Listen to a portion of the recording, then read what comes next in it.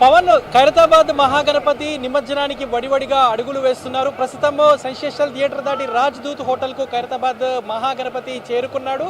కాసేపట్లోనే telephone భవన్కి Khairatabad గణేశుడి శోభాయాత్ర చేరుకోనుందని చెప్పవచ్చు. అంటే మధ్యాహ్నము 12:30 to 1 వరకు ఖైరతాబాద్ మహాగణపతి క్రైన్ నెంబర్ 4 దగ్గరికి చేరుకోనున్నాడు. సో ఇప్పటికీ అక్కడ ఏర్పాట్లన్నీ పూర్తయినటువంటి పరిస్థితి.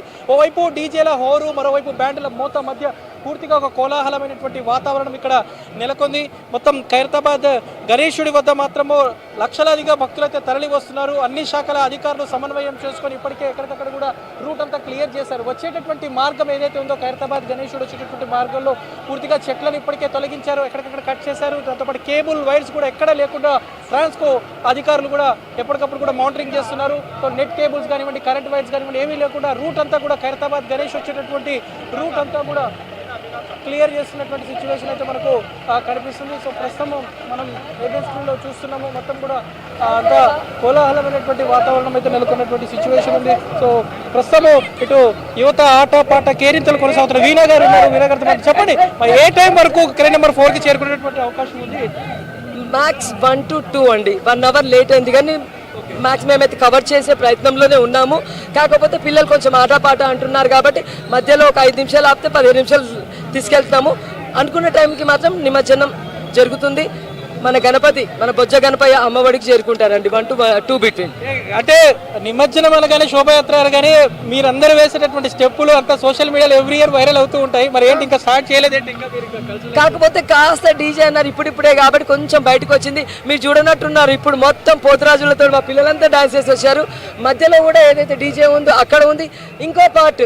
ఇంకో పార్ట్ భగవంతుడితో ఉన్న వ్యాన్లో కూడా ప్రతి చోట్ల వ్యాన్, మన పిల్లలు ఎక్కువ ఉన్నారు ఆడేవాళ్ళు కాబట్టి 3-4 విడతలుగా మనము డివైడ్ చేసాము. ఒక్కొక్క బ్లాక్లో ఒక్కొక్క పిల్లలు ఆడుకుంటూ వచ్చేస్తున్నారండి. అది చూడొచ్చు.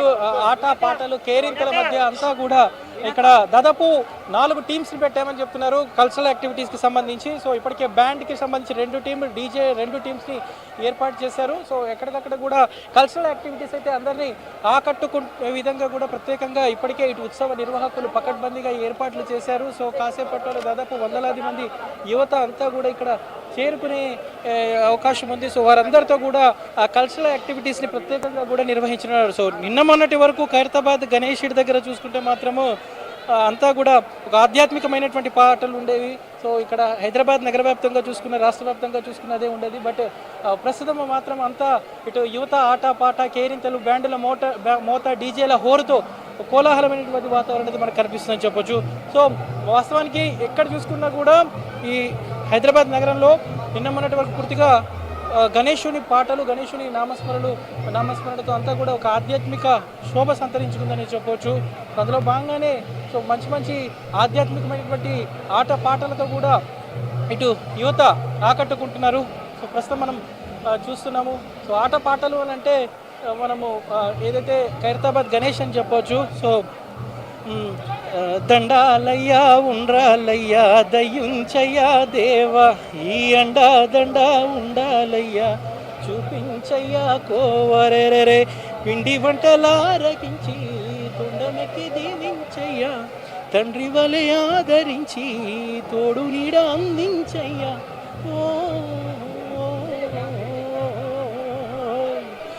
దండాలయ్యా ఉండ్రాలయ్యా దయ్యుంచయ్యా దేవా, ఈ అండా దండా ఉండాలయ్యా చూపించయ్యా కోవా. చిన్నారి చిట్టెలు కల భరించరాలంబోదర, పాపం కొండంత నీ పెను భారం, ముచ్చమటలు పట్టిందిరా ముజగములు తిప్పిందిరా, ఏమైపోయింది గర్వం.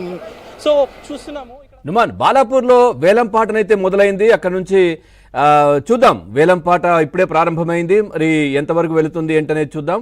ఒకసారి బాలాపూర్కి సంబంధించినటువంటి అప్డేట్ చూద్దాం.